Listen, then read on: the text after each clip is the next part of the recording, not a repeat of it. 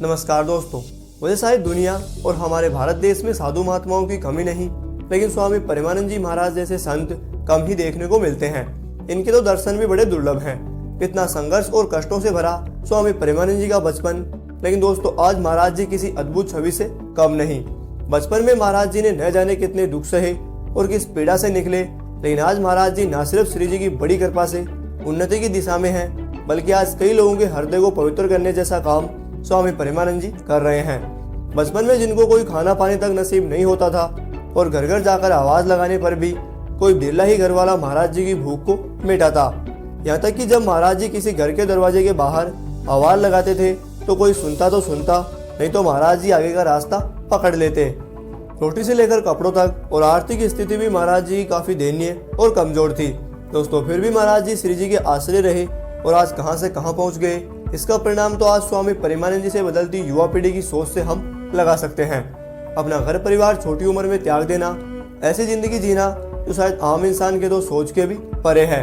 माँ से बिछड़ना, छोटी उम्र में अपने सारे सपनों का बलिदान देना और रिश्ते नातों से दूरी बना लेना, और दोस्तों श्री जी के चरणों में आना।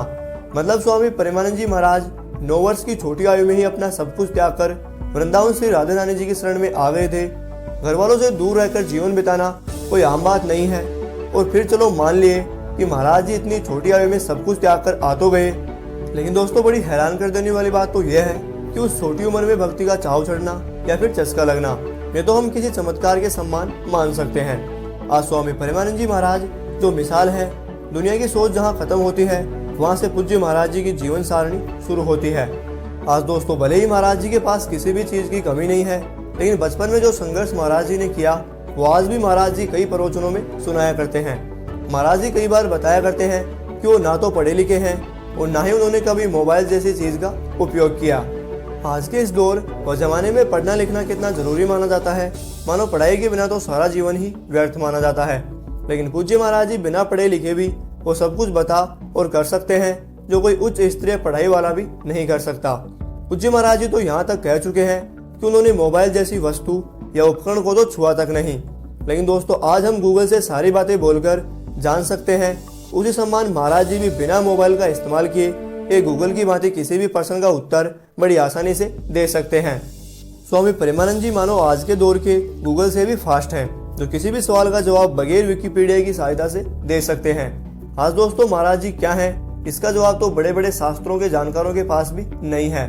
दोस्तों अब आपको बताते हैं महाराज जी के जीवन से जुड़ी कुछ यूनिक बातों के बारे में। जहाँ दोस्तों एक रिपोर्ट के अनुसार ये दावा किया जाता है कि स्वामी परमानंद जी महाराज को स्वयं भगवान श्री कृष्ण और राधा रानी जी दर्शन दे चुके हैं। रिपोर्ट में यहाँ तक दावा होता है कि महाराज जी के साथ 24 घंटों भगवान की कृपा बनी रहती है।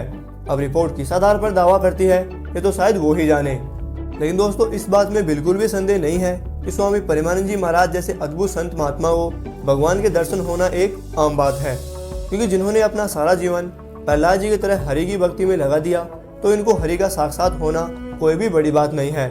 दोस्तों आज महाराज जी वो अद्भुत संत महात्मा है जिसे बनने में कई सालों का समय लगता है, और ऐसे अद्भुत संत महात्मा कम ही जन्म लेते हैं। दोस्तों अब आपको बताते हैं कि आखिर पूज्य महाराज जी किस प्रकार युवा पीढ़ी में बदलाव ला रहे हैं। तो जहाँ स्वामी परमानंद जी युवा पीढ़ी की सोच और गंदी मानसिकता पर प्रकाश डालने का प्रयास कर रहे हैं, बस दोस्तों महाराज जी को तो क्या मतलब, कोई कुछ भी करे इनको क्या। लेकिन परमानंद जी महाराज जैसे संत महात्मा ऐसा नहीं सोचते हैं, बल्कि वो पूरे देश की भलाई चाहते हैं। हमने सुना और देखा है कि किस प्रकार महाराज जी जब रात्रि 2 बजे अपने आश्रम की ओर निकलते हैं तो न जाने कितने युवा, बच्चे, जवान और बूढ़े लोग महाराज जी का पलके बिछाए इंतजार करते रहते हैं कि कब पूज्य महाराज जी आए और इनको आकर कुछ 2 शब्द कहे या फिर केवल दर्शन देकर निकल जाएं। इस बदलती युवा पीढ़ी की सोच और महाराज जी के प्रति युवाओं का लगाव, इससे शायद आप अंदाजा लगा सकते हैं कि कैसे महाराज जी अपने प्रवचनों के जरिए युवाओं के भविष्य की ओर प्रकाश डालने का संभव प्रयास कर रहे हैं। दोस्तों हर एक छोटी से छोटी बात को भी महाराज जी बड़े ही विस्तार से समझाया करते हैं। दोस्तों आज युवा पीढ़ी ही नहीं बल्कि हर उम्र के लोग महाराज जी की मधुर वाणी से मोहित हो रहे हैं। तभी तो आज वृंदावन में पूज्य महाराज जी को मात्र देखने और सुनने हजारों भक्त जाते हैं।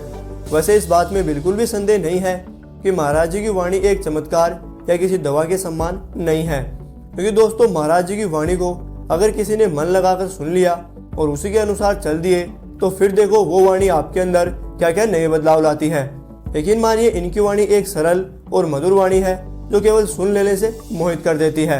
बस दोस्तों, क्या आपको पता है कि पूज्य महाराज जी की एक किडनी भी नहीं है?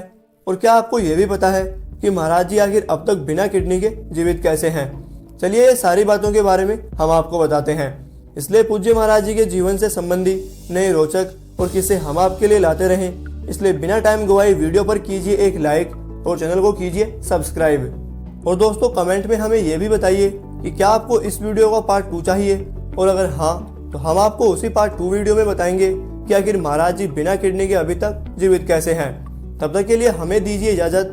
मिलते हैं आपको एक और नए वीडियो के साथ। तब तक के लिए आप अपना ख्याल रखना। राधे राधे साथियों।